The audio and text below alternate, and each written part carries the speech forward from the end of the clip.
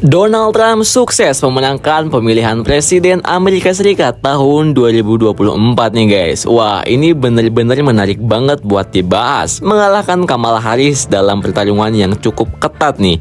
Berdasarkan hasil hitung cepat dari The New York Times, Trump mendapatkan 70.700.000 suara populer, sementara Harris meraih 65.800.000 suara nih guys. Dalam suara elektoral, Trump unggul dengan 277 suara dari total 538, sedangkan Harris hanya mengumpulkan 24 suara.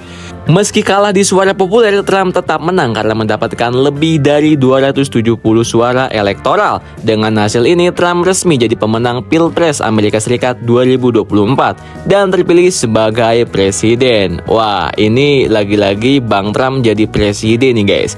Dia pun dilantik pada 20 Januari 2025 kemarin banget tuh. Donald Trump tuh kembali mencalonkan diri sebagai Presiden Amerika Serikat untuk pemilu 2024 dengan ambisi memenangkan masa jabatan kedua setelah kekalahan di pemilu 2020.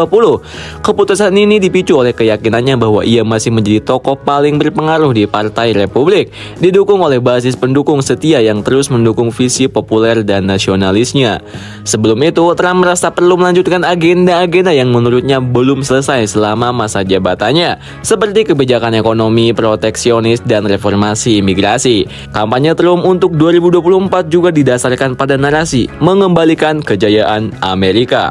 Setelah dianggap mengalami kemunduran selama masa pemerintahan Joe Biden, keputusan ini juga didukung oleh popularitasnya yang tetap kuat di kalangan konservatif dan frustasian sebagian masyarakat terhadap isu-isu seperti inflasi, keamanan perbatasan, dan kebijakan luar negeri nih guys.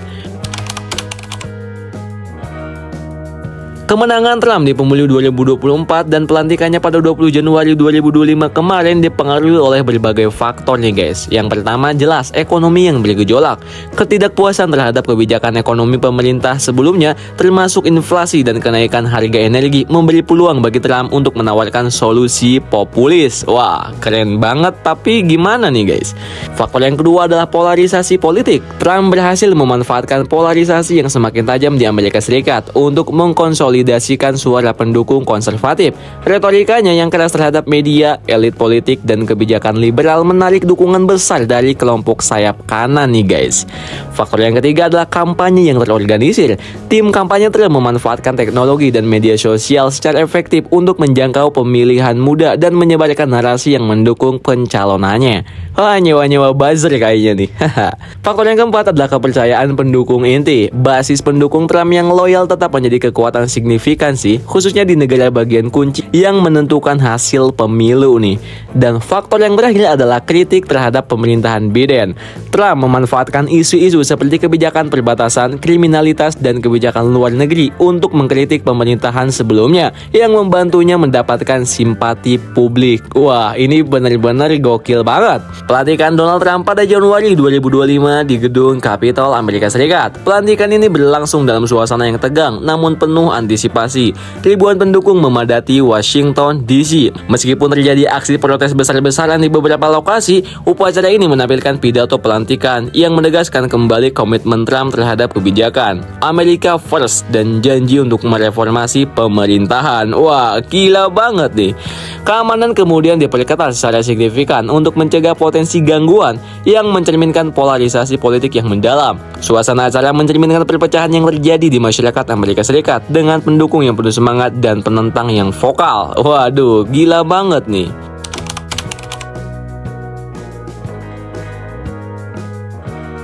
Kembalinya Trump ke Gedung Putih membawa dampak besar nih bagi dunia nih guys. Yang pertama jelas perubahan kebijakan luar negeri.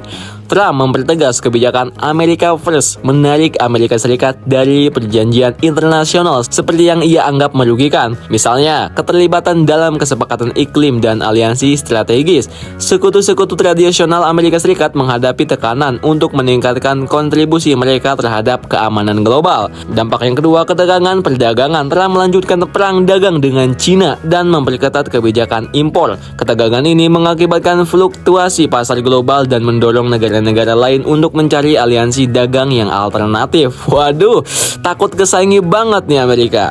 Dampak yang ketiga adalah krisis lingkungan global. Penarikan dari kesepakatan iklim memperlambat upaya internasional untuk mengurangi emisi karbon. Negara-negara berkembang yang bergantung pada dukungan Amerika Serikat untuk transisi energi bersih menghadapi hambatan tambahan. Dampak yang selanjutnya, geopolitik yang dinamis. Trump mengubah pendekatan Amerika Serikat terhadap NATO, Rusia, dan Timur Tengah. Langkah-langkahnya seperti pengurangan pasukan di luar negeri atau penguatan hubungan bilateral menciptakan dinamika baru dalam diplomasi internasional.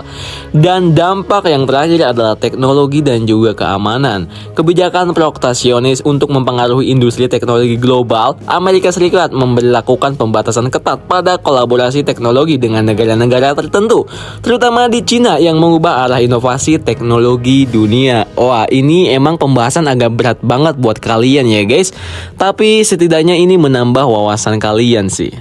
Manipulasi media sosial. Tuduhan bahwa algoritma media sosial secara sengaja diarahkan untuk mendukung narasi pro-Trump beredar luas. Pengaruh media sosial dalam menyebarkan disinformasi ini menjadi isu utama loh guys.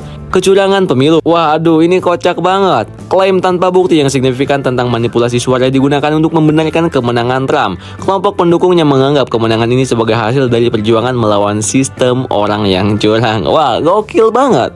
Dukungan kelompok elit. Teori bahwa Trump mendapatkan dukungan dari kelompok elit dengan kepentingan ekonomi global tertentu terus diperdebatkan nih guys. Beberapa spekulasi mengarah pada para industri energi dan juga militer. Agenda tersembunyi. Konspirasi agenda tersembunyi. Teori tentang agenda tersembunyi untuk mengubah tatanan global melalui kembalinya Trump ke Gedung Putih juga menjadi pembicaraan di kalangan analis konspirasi. Klaim ini seringkali tidak berdasar tetapi tetap menarik perhatian publik sih. Trump tarik AS dari WHO. Waduh, ini benar-benar kocak banget guys. Presiden Trump segera mengambil langkah untuk menarik Amerika Serikat dari Organisasi Kesehatan Dunia atau WHO dengan alasan utama kesalahan penanganan pandemi COVID-19 dan kegagalan WHO dalam melakukan reformasi yang diperlukan. Trump juga mengkritik beban finansial yang ditanggung Amerika Serikat yang dianggap terlalu besar dibandingkan dengan kontribusi yang diberikan oleh China. Langkah ini tidak mengejutkan karena Trump sudah lama mengkritik WHO sejak tahun 2020, khususnya terkait cara mereka menangani pandemi.